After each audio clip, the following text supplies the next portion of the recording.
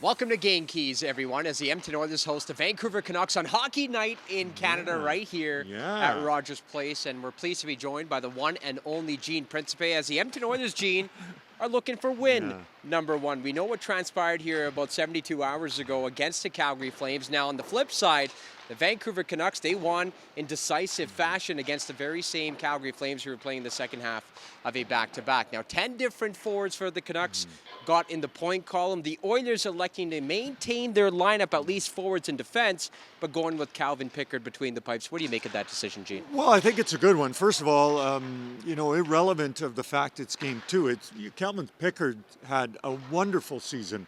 Last year, has had a really good preseason, 3 of 4 games. Yeah. Chris Knobloch said he was outstanding. So, I look for reasons why would you not put him in. And I know there was a little bit of digging about because of the way last game went and one of the goals that was scored on Stuart Skinner. But if you're already reacting one game into a season, like, sure, Stuart had a shutout. You're thinking, okay, you know what, let's put him in. And Calvin probably would go, that makes sense to me. Of course, you would put in a goalie that just had a shutout. But I think it's a little early to be reacting, or maybe more importantly, overreacting to any individual plays that would make you say, no, I was going to do this, but now I'm going to do something else. Calvin Pickard has been playing pro hockey since the 12-13 season. That's 12-13 years ago. He really carries himself like a veteran, doesn't he, Gene? Yeah, he is one of those guys that has done it the hard way. Yeah. And I think that's why people respect him and his play. And then if, it's the old story, if you don't like Calvin Pickard, you got the problem, not Calvin. I mean, he's just a kind guy, one of those guys that not only you love to have in your room, you need to have in your room.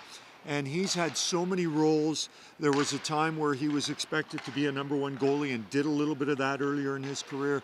But I don't really see him as a number two. I really see him as a very good goalie. And, interesting, we always name lines, line 1, line 2, line 3, line 4. How about we just say the Oilers have 2 goalies? And let it play out, and then if someone distinctively is number one and plays 75% of the season or 65%, I don't think Stuart Skinner is a number 2. I think Stuart's a number 1, but Calvin has the numbers to prove that he's a number 1 as well. Well, Gene, going back to your earlier comment there, I'm going to have to say line 1 and 2 here. We know that line 1 is McDavid, Draisaitl, and Brar, Frederick. no problem. Right behind him is Andrew Mangiapane, Ryan Nugent-Hopkins, who had himself a fantastic season opener to kick off year 15, by the way. Wow. Year 15, Gene. Yeah, hard to believe. It's hard to believe. When he came in, and it's interesting when you see people who accumulate so many years. How many years you been doing this? I've been doing this 8 years now. Yeah, 8 seasons. The time passes, it does. And so I don't know if it makes you feel reflective, not so much old.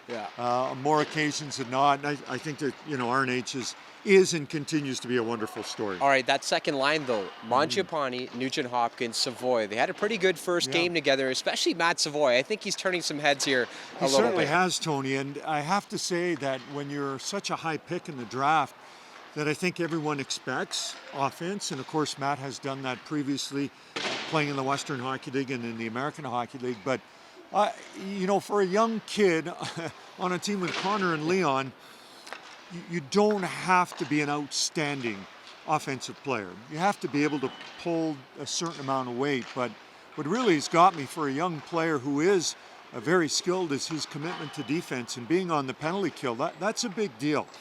For you to be alongside Adam Henrique as kind of a twosome on your PK, that coach is telling you a lot about what he thinks about you and what he thinks about you in your own end. So that, I think, is really what catches me for a young player to kind of understand, this is what I have to do, this is what I can do, and this is what I want to do to be a top 6 forward on this team, maybe top 9 even, but to be efficient both in your zone and in the other team's zone. Top 6 tonight for sure. And Andrew Mangiapane, how about a debut on Wednesday? That wicked snipe over the glove side of Dustin Wolf for his first goal in an Oilers uniform tonight, marking game number 500 in his NHL career. The third point I want to mention is Jack Roslovic. Of course, he's not playing tonight.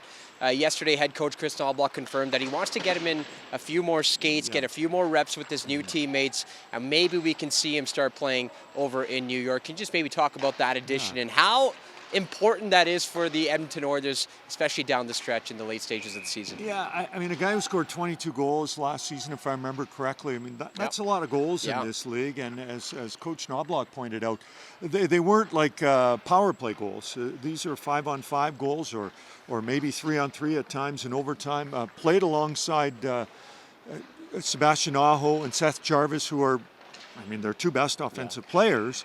So he has shown the ability to play at a high level and to play with high-level players. And so I think, to get a guy like that who has been waiting for an opportunity, the business side of it, as Jack said, I think it's a no-lose. The price is right. The player could be right as you try and get him into your lineup. Can play wing, has played some center. I mean, I'm thinking this is great. Yeah. And it is early in the season. Yes, as he said, he's been prepping and skating, but of course this is different.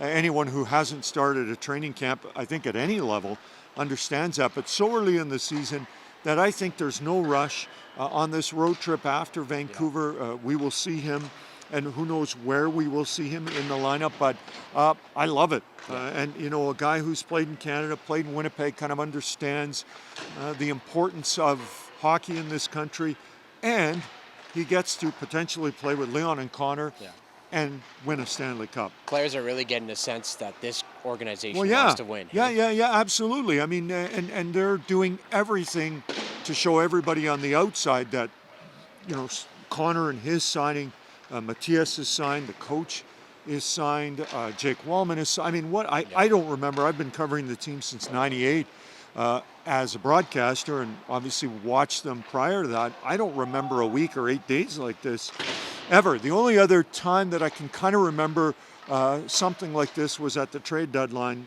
going into it in '06 when Kevin Lowe was a GM and Dwayne Rolson, Sergei Samsonov, Dick Tarnstrom, and Yaroslav Spacek, Yep. and I mean they just went and got everything they needed, and it almost led to a Stanley Cup. So I think it's a great time to be an Oilers fan because you see it, you hear it, you feel it.